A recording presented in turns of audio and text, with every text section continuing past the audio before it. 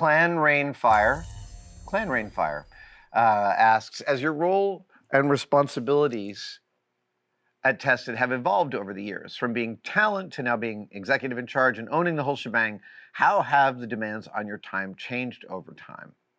And they say in parentheses, I would imagine all of the meetings now. How do you balance taking care of the business behind the scenes versus taking care of business on camera? I'm curious as to what the process looks like for you folks.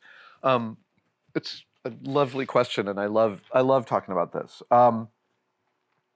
Demands on my time have changed so radically in the last few years, in the last 10 years. It's been a real head turn. Back during Mythbusters, back in production, 2015, 9 years ago now, I would only get about 3 hours, 5 hours a month in this shop. I would actually often wake up, get my kids off to school at like 7:30 and buzz over here and get 45 minutes of work done before being at the Mythbusters office by 8:30. And so this shop was always a scarcity model. And as I've said this story on the channel a lot, Tested was absolutely sort of one of the things I was doing until COVID came and the lockdown arrived, and sort of so did Tested. So did my intersection at this level with Tested. And I spent COVID building in here. I get a lot of people come to my autograph tables and say that Tested to help them get through COVID. And what I want you to know is, like, you guys got us all through COVID too. That conversation that started there and continues today is really amazing. There are a lot more meetings now. You're absolutely right. And they take your time. And we are a small team. There's only 6 of us here. 6 of us. Which means that, like,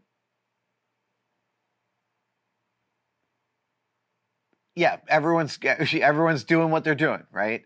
The demands on my time are, I came across an article about 3 years ago about the difference between being a maker and a manager. And it made this dichotomy clear in a beautiful way. It, like, raised the contrast in my head to understand it. And they said a manager wants they want something on the calendar. They want something every 30 minutes. They want to be taking care of a list. They want to be moving through line items and knocking them down. And a maker wants an expanse of time in front of them in order to wrap their heads around the problem that's in front of them. And again, I don't mean making in the physical sense. I mean any kind of creative endeavor. This is what you want. And in the article, they said, you can schedule a 1 p.m. meeting for a maker and ruin their whole day. And I was like, oh, this is me. Yes. Oh my God, a 1 p.m. meeting will kill me. Because I'll either miss it because I'm in flow state, and that happens. And if it's happened to a meeting you've had with me, I apologize.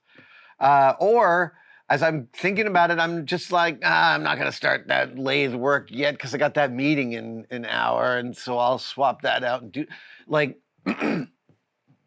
that led to me understanding that I wanted to attempt to schedule what we call no meeting days, that, like, once a week at least, I get a day in here where there is no meeting from the beginning to the end of the day. And that has been amazing. That's been really, really stellar. It's also it's a process. It's an ongoing process. We all went to remote when COVID hit, and we remain primarily remote. I think the room that gets the most traffic in the Tested offices is the camera room, but for the most part, they're empty like 85% of the time, and yet. We have weekly all hands meetings. We keep in tight touch, and we keep in tight touch and also light touch. it's a really lovely balance. I was joking with a maker the other day that my anti-capitalist tendencies are specifically in my desire not to scale. Like this is a really really this is a really really nice moment for Tested for us. I feel like everyone on the team is having a good time. Uh, Feels creative and creatively fulfilled. And the stuff that's coming in is interesting and variegated. And there's been some lovely intersections lately with commerce and art that have been spectacular. To give you an example, last year we did a thing with Bethesda where we built some of the ships from Starfield. It was natural content for us to do on the channel, and the client was thrilled with what we did and made clear throughout the whole process that they just wanted us to do us. And that's what I mean by a great intersection between commerce and art. Content that we would normally put on here anyway, that happens to be something that helps us also keep the lights on and keep everyone working. Look, we're always cognizant that this that YouTube right now is still slave to the algorithm. A significant portion of our income could shift radically overnight with some small change. And often does in small ways, but like that could be major. But for right now, this way of making content just feels spectacular. As for my actual time during the day, I said early on in this answer that I used to treat this shop as a scarcity model. And right after we wrapped Mythbusters in early 2016, I, for the first time in a decade and a half, had nothing to do. And so I would just wake up and make some coffee and go to the shop. And after a couple of weeks of that, my wife was like, "You're going to the shop every day at like 8 in the morning." And I'm like, "No, that's when I'm waking up." She's like, "Do you have to rush off?" And I realized, no, I don't have to rush off. I'm doing that because I'm feeling like I gotta make use of this time. And there's very much an ethos in me of like I gotta use my time to make stuff. Like if I'm not using my time to make stuff, I'm wasting my time.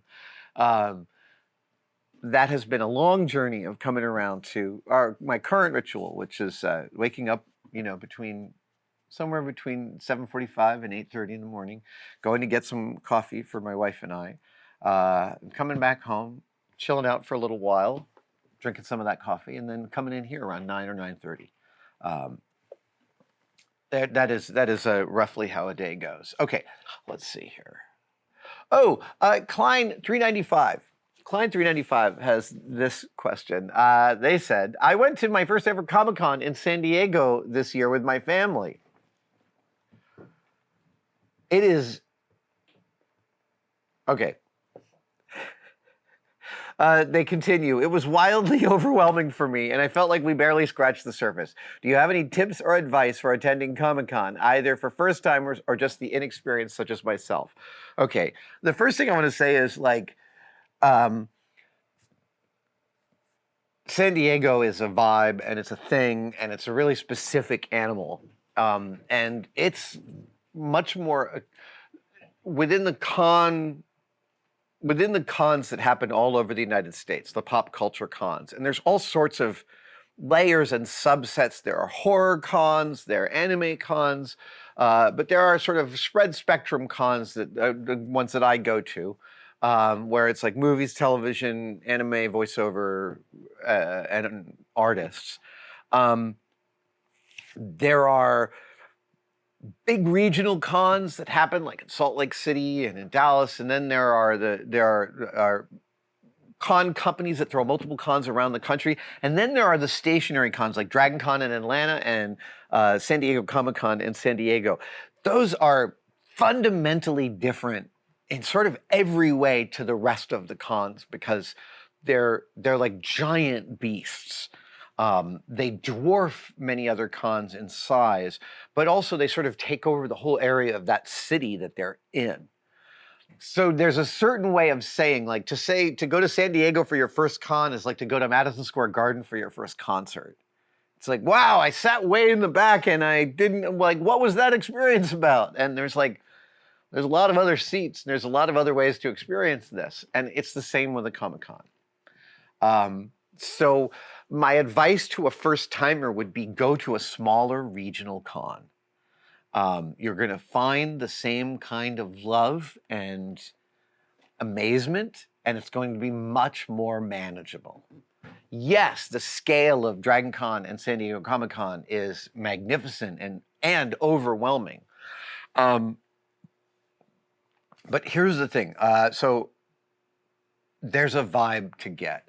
If you're wondering how you're going to get something out of it, right? You're like, it's so overwhelming, and you feel like you barely scratched the surface. The answer is yes and yes. It is overwhelming, and you are only going to barely scratch the surface. You're never going to get the whole of Comic-Con.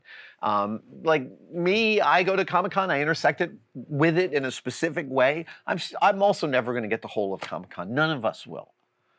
The thing is that there's a vibe at Comic-Con, and the vibe is what you go for. And it's about all of the things that you've heard about a Comic-Con. Not just the costumes and the movie activations and the special screenings and like getting to tell your favorite people how much their work means to you, but also the stuff that's not glamorous. These are also part of the vibe. Itchy costumes that keep breaking, food that looks good but doesn't sit well now a couple of hours later, especially after this really hot day, and all those metal cups of soda. I don't know quite why, but metal cups of soda are a huge thing at Comic-Cons. And really specifically also the waiting on lines, the waiting on lines to go eat, the waiting on lines at the bathroom, but really specifically waiting on lines to get into the halls to see the folks that you want to see. That's where you get the conversations and the camaraderie and the anticipation. And nobody does it all. And that's, I remember a few years ago, there was some consultancy about eliminating the lines at San Diego Comic-Con. Like, could they use Disney park technology to cycle people faster through the lines to get people where they needed them to go? And if I remember correctly, this is so long ago, it might have turned into an apocryphal story in my head. But if I remember correctly, there was a clarity they got when researching this that it would be damaging to remove the culture of waiting online from San Diego Comic-Con. That the line waiting, don't get me wrong, there are still cons that can be poorly run where the line waiting is unnecessarily long. But within the culture of a con, sitting on that line and getting the picture of the con you'll get from your other compadres on the line is part of the whole culture. So my big recommendation is, if you've never been to a con before, by all means, if it's convenient to go to San Diego, go to San Diego. But really, if you want to cut your teeth on something that doesn't feel quite so massive, a regional con could totally set you right. And I've been to some really small ones. Oh my gosh, I went to a 200+ person costume con down in San Diego, and down in San Jose. Thank you. Beverly Downen brought me down for that. So I've been to cons with 200 people, and I've been to cons with 200,000 people. Both are a vibe that's really delightful. Thank you for watching that video. Are you as sick of the tosses to membership as I am? Good, because here's a brand new one that I recorded today, and it's nice and short. There are 3 tiers to Tested membership, and they all offer awesome stuff. Find out about it by clicking the join link below. We'll see you there.